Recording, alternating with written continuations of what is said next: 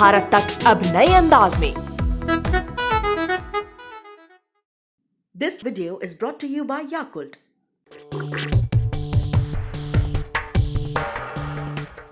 Yakult पाचन में सुधार और प्रतिरक्षा बढ़ाने में मदद करता है। प्रतिदिन याकुल्ट का सेवन करें। एक समय था जब पूरी दुनिया में अंग्रेजों का अधिकांश जगहों पर राज था। यहाँ तक कहा जाता था कि अंग्रेजों के राज्य में सूर्य कभी अस्त नहीं होता। लेकिन 19वीं और 20वीं सदी में दुनिया के कोने कोने में जहाँ अंग्रेजों का राज था, सेकेंड वर्ल्ड वॉर के बाद वो तमाम देश ब्रिटेन से आजाद होने लगे।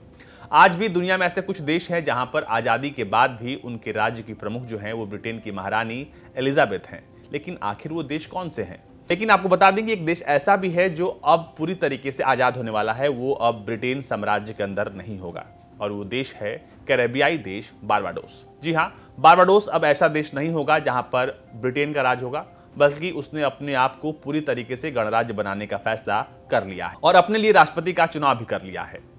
वैसे तो बारबाडोस ब्रिटिश उपनिवेश से 54 साल पहले ही मुक्त हो गया था, लेकिन उसकी शासन प्रणाली ऐसी थी जिसमें राज्य की जो प्रमुख थी वो थी ब्रिटेन की महारानी क्वीन एलिजाबेथ। लेकिन अब बारबाडोस ने पूर्ण गणराज्य होने का फैसला कर लिया है और उससे पहले बारबाडोस की संसद ने अपने दोनों सदनों में संयुक्त अधिवेशन में 2/3 वोटों के बहुमत से सैंड्रा मैशन को अपना राष्ट्राध्यक्ष चुन लिया है।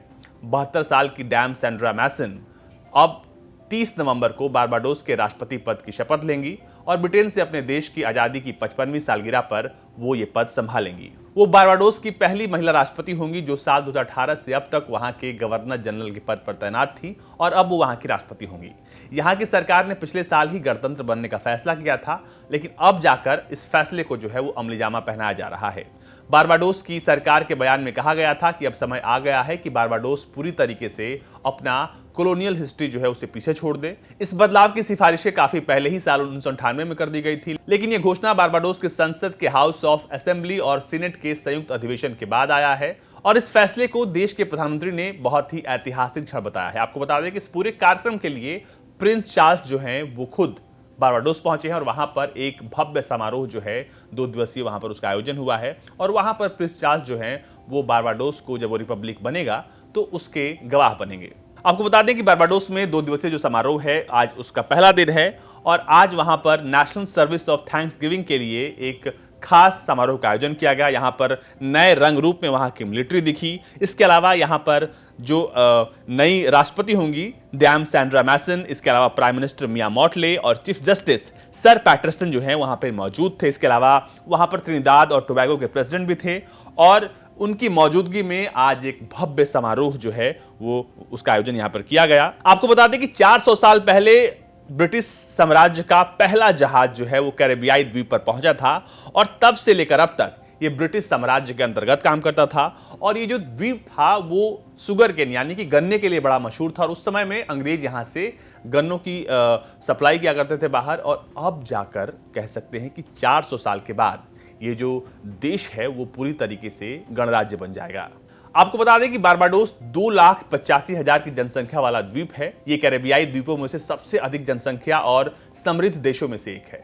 कभी केवल शक्कर के निर्यात पर रहने वाला देश अब पूरी तरीके से आर्थिक रूप से भी पर्यटन पर ज्यादा निर्भर है। ये कैरेबियन आइलैंड में पहला ब्रिटिश कॉलोनी नहीं है जो गणराज्य बन रहा है। इससे पहले गुयाना ने 1970 में आजाद होने के 4 साल बाद गणतंत्र अपनाया था। इसके बाद त्रिनिदाद और टोबैगो ने 1976 और डोमिनिका ने 1978 में गणतंत्र अपनाया था और अब बारबाडोस भी उसी रास्ते पर है। आपको बता दें कि बारबाडोस पर अंग्रेजों ने 1625 में कब्जा किया था। यहाँ के लोगों की अंग्रेजी परंपराओं के प्रति निष्ठा को देखते हुए इसे कई बार लिटिल आइलैंड के नाम से भी लोग जानते हैं। बारबाडोस अपने खूबसूरत बीचों की वजह से भी काफी मशहूर है। इसके अलावा यहाँ पर मशहूर पॉप स्टार रिहाना का भी जन्म हुआ है, इस वजह से भी बारबाडोस का बड़ा जिक्र होता है। आपको बता दें कि बारबाडोस जो है वो हमेशा सुर्खियों में तब रहा जब वहाँ पर पहली बार जब भारत से खेप पहुंची कोविड वैक्सीन्स की, तो वहाँ के प्रधानमंत्री खुद वहाँ उसे लेने पहुंचे और रोने लगे। तब बारबाडोस बहुत चर्चा में था और क्योंकि वहाँ के प्रधानमंत्री जो थे वो कैमरे पर रोने लगे। आपको बता दें कि बारबाडोस पर 1625 में जब अंग्रेजों ने कब्जा किया था तब से लेकर अब तक ये ब्रिटिश साम्राज्य का अधीन था, लेकिन अब ये पूरी तरीके से आजाद होने वाला है। बारबाडोस के अलावा कुछ समय पहले ही जमाइका ने भी तय किया है कि वो इस बदलाव पर विचार कर सकता है। इसके अलावा कैरेबियन द्वीपों में एंटीगुआ और बारबुडा, बाहामा द्वीप, Belize, Grenada, Saint Lucia, Saint Vincent and the Grenadines भी ऐसे देश हैं जिनकी प्रमुख आज भी ब्रिटेन की महारानी क्वीन एलिजाबेथ हैं। वहीं कुछ ऐसे बड़े देश भी हैं जैसे ऑस्ट्रेलिया, कनाडा, न्यूजीलैंड जैसे देश भी शामिल है जहां की प्रमुख आज भी क्वीन एलिजाबेथ है। आपको बता दें कि कल यानी कि 30 नवंबर को सैंड्रा मैसन जो है यहां की राष्ट्रपति बन जाएंगी और वो राष्ट्राध्यक्ष के तौर पर चुनी जाएंगी और वहां पर खुद प्रिंस चार्ल्स भी होंगे जो कि इस पूरे कार्यक्रम में हिस्सा लेने के लिए खुद वहां पर पहुंचे हैं और कहा जा रहा है कि अब एक नए गणराज्य की स्थापना हुई है।